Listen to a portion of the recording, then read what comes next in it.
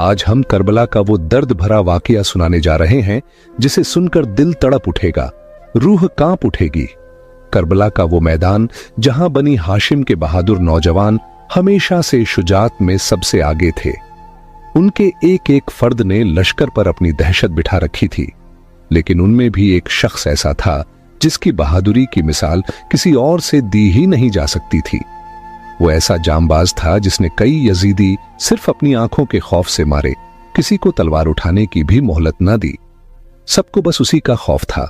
सबके दिलों में वही डर था कि अगर वो मैदान में उतर आया तो क्या होगा, कौन बचेगा, किसमें हिम्मत रह जाएगी। उस बहादुरी ने उसे सबसे अलग बना दिया। वो कोई और नहीं, इमाम हुसैन अलैहिस्सलाम की फौज का अलंबरदार था, जो 300 के पूरे लश्कर पर अकेला भारी था। वो थे इमाम अली अलैहिस्सलाम के बहादुर बेटे हजरत गाजी अब्बास। हजरत अब्बास फरात के किनारे बस मश्क में पानी भरने आए थे। मकसद सिर्फ इतना था कि प्यासे खेमों तक पानी पहुंचे, जंग लड़ने नहीं आए थे। मगर जिसने भी हजरत अब्बास रजी अल्लाह ताला अन्हु के सामने आने की जुर्रत की, जिसने भी उन पर हमला करने की कोशिश की, वो उन्हीं के हाथों मारा गया। फरात के किनारे खड़े होकर हजरत अब्बास ने प्यास से तड़पते यजीदियों को उनकी प्यास के हाल में ही मौत दी। 2415 यजीदी सिपाही उन्हीं के हाथों ढेर हुए। हजरत अब्बास ने मश्क को पानी में डाला तो यजीद के सिपाही चारों तरफ से उन्हें घेरने लगे। दूर खड़ा शिमर खौफ की नजरों से हजरत अब्बास को देख रहा था। उसके पसीने छूट रहे थे। यजीद के सिपाहियों में किसी की भी हिम्मत न हुई कि हजरत अब्बास के सामने कदम भी बढ़ाए। गाजी अब्बास शेर की दहाड़ की तरह मश्क को पानी में डुबोकर भरने लगे। उधर शिमर वहीं खड़ा सोच रहा था कि अब क्या करे, क्या चाल चले। उसे उमर बिन साद की वो बातें याद आने लगीं। अगर तुम इन कुछ जवानों से ही इतना डरते हो तो हाशमी नौजवानों का क्या करोगे? वो हुसैन अलैहिस्सलाम के मजबूत बाजू हैं। अगर अब्बास मैदान में आ गया तो तुम सबको बस उसका नाम सुनते ही मौत आ जाएगी। उसी वक्त हजरत अब्बास ने फरात के ठंडे पानी में अपने हाथ डाले, पानी उठाया, चेहरे के करीब लाए, मगर वो पानी पी ना सके। उनकी अपनी प्यास से ज्यादा बीबी सकीना, इमाम हुसैन अलैहिस्सलाम और अहले हरम की प्यास प्यारी थी। वो कैसे अपनी प्यास बुझा लेते जब उनके घर वाले प्यास से तड़प रहे थे। उन्होंने पानी वापस उसी फरात में डाल दिया और मश्क को फिर से भरने लगे। इस मंजर को देख शिमर ने आवाज दी, अब्बास, किस चीज के लिए खुद को तकलीफ दे रहे हो? फरात का ये पानी छोड़ दो। शिमर ने हजरत अब्बास से कहा, अब्बास, किस चीज के लिए ये मशक्कत कर रहे हो? फरात के पानी को छोड़ दो, इतनी देर किस लिए? याद रखो, तुम इस सरजमीन के बेहतरीन सिपाहियों में से हो। क्यों अपनी जान इमाम हुसैन अलैहिस्सलाम पर कुर्बान कर रहे हो? आ जाओ, सब छोड़ दो। मगर हजरत अब्बास ने उसकी एक बात पर भी ध्यान न दिया। उन्होंने मश्क भर ली, उठ खड़े हुए और वापस खेमों की तरफ जाने लगे। तभी शिमर मलऊन ने फिर आवाज लगाई, रुको अब्बास, मत जाओ, मौत की तरफ कदम मत बढ़ाओ। मगर जब शिमर ने देखा कि हजरत अब्बास इस लालच में आने वाले नहीं, तो उसका चेहरा गुस्से से लाल हो गया। उसे समझ आ गया कि अगर अब्बास पानी लेकर चले गए तो वो अपने मकसद में कामयाब हो जाएंगे, और वो उन्हें हरगिज कामयाब नहीं होने देना चाहता था। शिमर के इशारे पर लश्कर के लश्कर हजरत अब्बास के सामने आ खड़े हुए, उन्हें रोकने लगे। लेकिन इन लश्करों की हजरत अब्बास के आगे कोई औकात न थी। उनका मकसद इनसे लड़ाई करना नहीं था। उनका मकसद बस इतना था कि पानी हर हाल में खेमों तक पहुंच जाए। मगर रास्ता रोका गया तो वो मुकाबला करने लगे। जो भी हजरत अब्बास के सामने आता, एक पल भी टिक ना पाता, वही ढेर हो जाता। शिमर जोर जोर से चिल्लाता रहा, कुछ भी करो, मगर अब्बास को पानी लेकर मत जाने दो। लेकिन फिर भी हजरत अब्बास ने बहुत से यजीदी सिपाहियों को अपने हाथों से खत्म किया और फरात से काफी दूर तक निकल आए। मगर आगे और चारों तरफ दुश्मन ने उन्हें घेर लिया। शिमर फिर चिल्लाया, जाओ, मश्क उससे छीन लो। हजरत अब्बास दुश्मन से भिड़ते रहे और खेमों की तरफ बढ़ते रहे। फिर किसी ने दरख्त की आड़ से एक सख्त तीर चलाया जो सीधा हजरत अब्बास के बाजू में जा लगा। मगर उन्होंने हार ना मानी। दूसरे हाथ में तलवार संभाली, मश्क को दांतों में दबाया और दुश्मन से लड़ाई जारी रखी।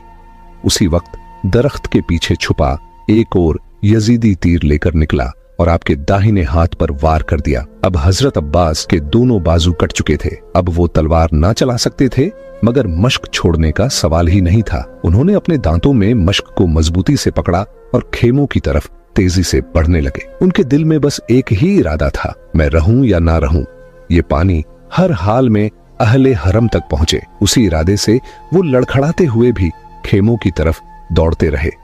लेकिन फिर हजरत अब्बास अलैहिस्सलाम के सर मुबारक पर अचानक एक जोरदार वार किया गया।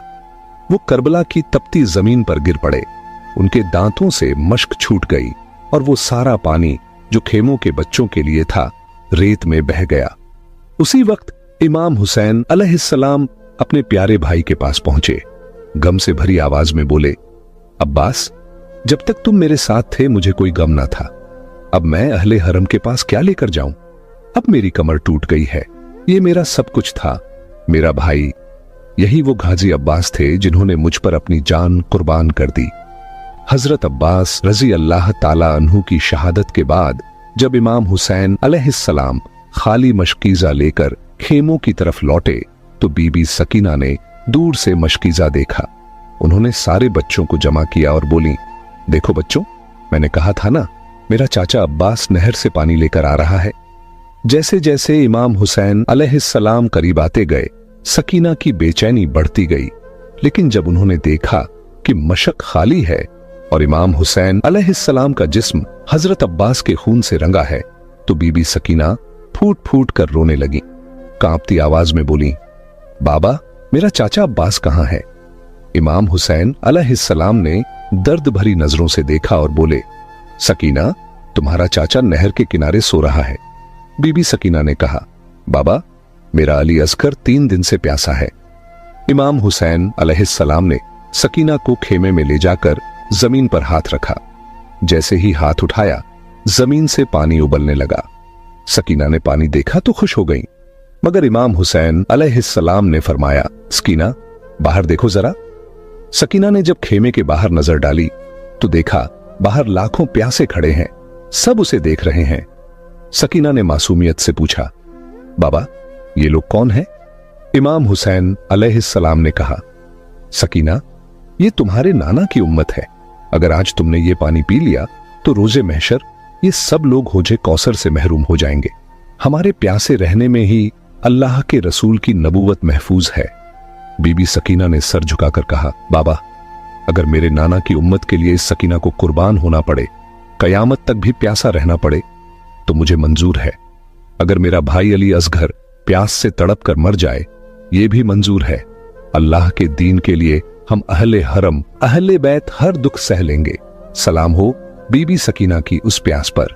हजरत इमाम हुसैन अलैहिस्सलाम की 4 साल की शहजादी सकीना पर सलाम, जिनके साथ ऐसा जुल्म हुआ जो किसी उम्मत के लोगों ने अपने नबी की नवासियों के साथ न किया होगा। करबला से लेकर शाम तक कौन सा जुल्म था जो यजीदी फौज ने सकीना के साथ न किया? जब मैदान करबला में सब शहीद हो गए तो इमाम हुसैन अलैहिस्सलाम अकेले रह गए।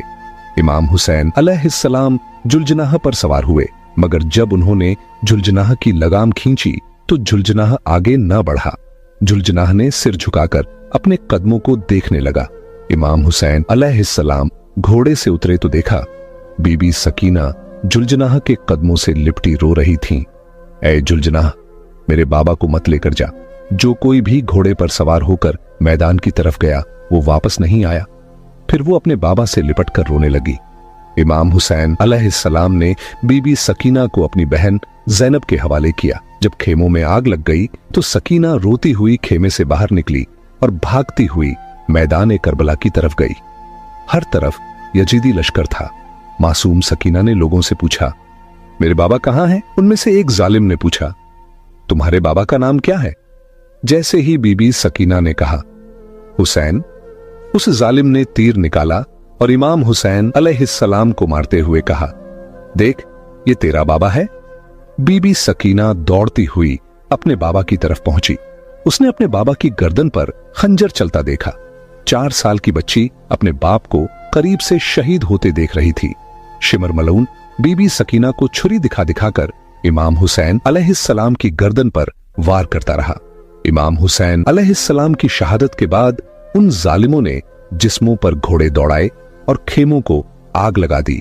मैदान करबला में असर के वक्त कुछ कूफी लुटेरों ने अहले बैत को एक खेमे में जमा कर दिया और बाकी खेमों को आग लगा दी। आग के शोले आसमान तक पहुंच गए और रसूल के घराने के दिल डूबते चले गए। शैतान के साथियों ने माल गनीमत इकट्ठा करना शुरू कर दिया। सकीना के कानों की बालियां खींची गईं। बीबी सकीना ने रोकना चाहा तो उसे थप्पड़ मारा गया। इससे बढ़कर जुल्म और सितम क्या होगा। कितने बेहया थे वो हाथ जो हुसैन की मासूम बच्ची पर उठे। कितने बेगैरत थे वो हाथ जो अली की बेटी पर उठे। उमर बिन साद ने सिपाहियों को हुक्म दिया, अब लूट मार बंद करो और यहां से निकल जाओ। खानदान ए अहले बैत के सारे अफराद एक ही खेमे में बैठे अपनी हालत पर रो रहे थे। इतने में शाम का वक्त हो गया।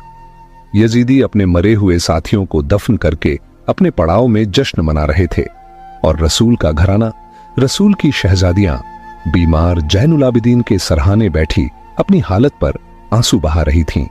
प्यास का एहसास ही खत्म हो चुका था। रात सर पर आ चुकी थी। बीबी सकीना इतनी बार रो रो कर फरियाद कर चुकी थीं कि अब जैसे आवाज ही गुम हो गई थी। वो ऐसे खामोश थीं जैसे मौत की गोद में चली गई हो। बीबी ज़ैनब कई बार जाकर अपने भाई का सर चूमाती, कभी खेमे में आकर बीमार जैनुल आबिदीन को देखती। रात आधी से ज्यादा ढल चुकी थी। अचानक बीबी ज़ैनब ने कुछ साए देखे तो बुलंद आवाज में कहा, आगे मत आना। एक पर्दानिशी औरत में भाई की लाश पर पहरा दे रही है। आवाज आई, बेटी हम गैर नहीं हैं, हम भी तेरा पहरा देखने आए हैं। बीबी ज़ैनब ने आवाज पहचान ली। ये तो मेरे बाबा अली की आवाज है। तसल्ली के लिए फिर पूछा, आप कौन हैं? पहले बताओ फिर आगे बढ़ना। आवाज आई, बेटी हम आगे नहीं आएंगे। मेरी गमगीन बेटी सब्र रख, मैं तेरा बाप अली हूं और ये तेरी मां फातिमा बिनते रसूल हैं। हम तुम्हारा हाल देखने आए हैं। बीबी ज़ैनब ने बेचैनी से कहा, अम्मी जान। आवाज आई, जी बेटी क्या बात है? बीबी ज़ैनब बोली, अम्मी जान आप रुक क्यों गईं? आकर मेरे भाई का लाश तो देख लो, मुझे दिलासा तो दे जाओ। आवाज आई, बेटी मैं आगे नहीं आ सकती। बीबी ज़ैनब ने फिर कहा, अब्बा जान। आवाज आई, जी बेटी। बीबी ज़ैनब फरमाने लगी, अब्बा जान आप सुबह क्यों नहीं आए जब आपका घराना लुट रहा था? उस वक्त आप कहां थे? आप उस वक्त क्यों नहीं आए जब अली असगर को तीर मारकर शहीद किया गया? जब अली असगर ने तीर खाकर दम तोड़ा, जब अली अकबर की लाश को उठाते वक्त मेरे भाई की कमर टूट रही थी, जब कासिम की जवानी कुर्बान हो गई, जब अब्बास के बाजू कलम कर दिए गए, जब मेरे भाई का सर काटा गया, बाबा की जवानी लूटी गई, जब अब्बास के बाजू कलम किए गए, जब मेरे भाई का सर काटा गया। बाबा बाबा बाबा, आपको उस वक्त आना था जब हुसैन का सीना तीरों और तलवारों से छलनी हो रहा था। आप उस वक्त क्यों नहीं आए जब मेरे भाई के गले में तीर फंसा हुआ था? मेरे बाबा मैं तो उस वक्त भी आपको पुकारती रही कि अब मदद करो अब्बा जान। आवाज आई, बेटी हम उस वक्त भी आए थे, तुम्हारी अम्मी साथ थीं और तुम्हारे नाना भी साथ थे। हमने तुम्हारा सारा इम्तिहान अपनी आंखों से देखा। तुम्हारे नाना शहीदों के खून को बोतल में जमा करते रहे। हमने सब कुछ अपनी आंखों से देखा है। मेरे बेटे हुसैन ने वही इम्तिहान लिया जैसा उसके नाना हुजूर चाहते थे। तुम्हारी अम्मी अपनी कुर्बानियों से पूरी तरह मुतमिन है। तुम्हारे भाई और भतीजे जन्नत में पहुंच चुके हैं और वहां आराम कर रहे हैं। ऐ मेरे लखते जिगर, तुम्हारा इम्तिहान अभी बाकी है। तुम बनते रसूल के दूध की लाज रखोगी। सब्र और शुक्र से रहना, अल्लाह सब्र करने वालों के साथ है। फिर आवाज आना बंद हो गई। बीबी सकीना के दिल को काफी इत्मीनान हासिल हो गया था। सुबह हुई और अहले बैत को कोफा ले जाया जा रहा था। तब बीबी ज़ैनब ने मदीना की तरफ रुक करके ऐसी फरियाद की कि सुनने वालों के सीने चाक हो गए। यजीदी लश्कर ने रसूल की शहजादियों को कैद कर लिया और उन्हें पैदल ही सड़कों पर घसीटा गया ताकि लोग इबरत हासिल करें। इस मजलूम काफिले को कोफा से दमिश्क ले जाया गया और वहां दरबार यजीद में पेश किया गया। उसी वक्त एक औरत यजीद की बीवी हिंद के पास आई और बोली, ऐ हिंद, बाहर दरबार में कुछ कैदी लाए गए हैं। उनको देखकर दिल दहल जाता है। न जाने ये कौन लोग हैं, इनके चेहरों पर रंजो गम की मोहर लगी है। हिंद चौंक गई। उसने फौरन अपना अच्छा सा लिबास पहना, चादर ओढ़ी और दरबार की तरफ चली आई।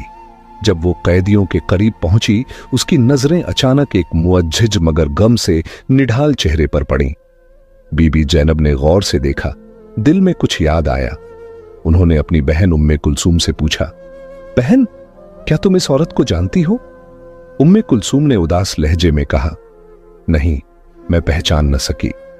तब बीबी जैनब ने खुद पर्दा हटाया, नजरें उठाईं और फरमाया, ये वही हिंद है जो कभी हमारे घर में कनीज थी, हिंद बिनते अब्दुल्लाह। हिंद की आंखें भर आईं। उसने बीबी जैनब से पूछा, आप लोग कौन हैं? कहां से आए हैं? बीबी जैनब ने अपना दर्द छुपाते हुए जवाब दिया, हम मदीना मुनव्वरा के रहने वाले हैं। ये सुनते ही हिंद के कदमों तले जमीन निकल गई। उसने बेचैनी से कहा, आप मदीना वालों को जानती हैं? आप हजरत अली को जानती हैं? उनके घर वालों को? बीबी जैनब के आंसू बह निकले। उन्होंने लरजती आवाज में कहा, तुमने अली के घर का पूछा? आज वो घर उजड़ चुका है। इमाम हुसैन का पूछती हो? देख लो, तुम्हारे आका इमाम हुसैन अलैहिस्सलाम का सर तुम्हारे शौहर यजीद के सामने रखा है। तुमने औलाद अली के बारे में पूछा है? तो हम हजरत अब्बास और बाकी सारे नौजवानों को करबला के तपते रेगिस्तान में बेगुस्ल और बिना कफन छोड़ आए हैं। और तुमने जैनब के बारे में पूछा है? मैं जैनब हूं और ये मेरी बहन बीबी उम्मे कुलसूम है। ये बातें सुनकर हिंद की चीख निकल गई। वो सीने पर हाथ मारकर कहने लगी, काश मैं अंधी हो जाती और फातिमा की बेटियों को इस हाल में ना देखती। हिंद उठी और अपनी चादर उतारकर यजीद के सामने आई। उस वक्त यजीद बाहर से आए हुए कुछ लोगों के साथ बैठा था। उसने अपनी बीवी को इस हालत में देखा, फौरन उठ खड़ा हुआ। भरे दरबार में अपनी बीवी का बेपर्दा सर देखकर हक्का बक्का रह गया और जल्दी से अपनी बीवी को चादर ओढ़ाई और कहने लगा, हां, मैंने ही हुक्म दिया था। अब तू नवासाए रसूल पर मातम करना चाहती है तो बेशक कर। लेकिन जब यजीद ने अपनी बीवी को चादर ओढ़ाई तो हिंद चीख कर कहने लगी, ऐ यजीद, खुदा तुझे तबाह करे। अपनी बीवी को दरबार में बेपर्दा देखकर तेरी गैरत जाग गई, मगर रसूल की बेटियों को तूने बाजारों और गलियों में बेपर्दा फिरा दिया। उस वक्त तेरी गैरत कहां मर गई थी? अहले बैत को शाम की जेल में कैद कर दिया गया। सलाम हो हमारे प्यारे नबी सल्लल्लाहु अलैहि वसल्लम पर। सलाम हो रसूल के उस खानदान पर जिन्होंने इस्लाम के लिए इतनी कुर्बानियां दी। इस वीडियो को ज्यादा से ज्यादा शेयर करें ताकि लोगों को वाकया एक करबला मालूम हो सके कि हमारे नबी के घराने ने इस दीन ए इस्लाम के लिए क्या क्या कुर्बानियां दी।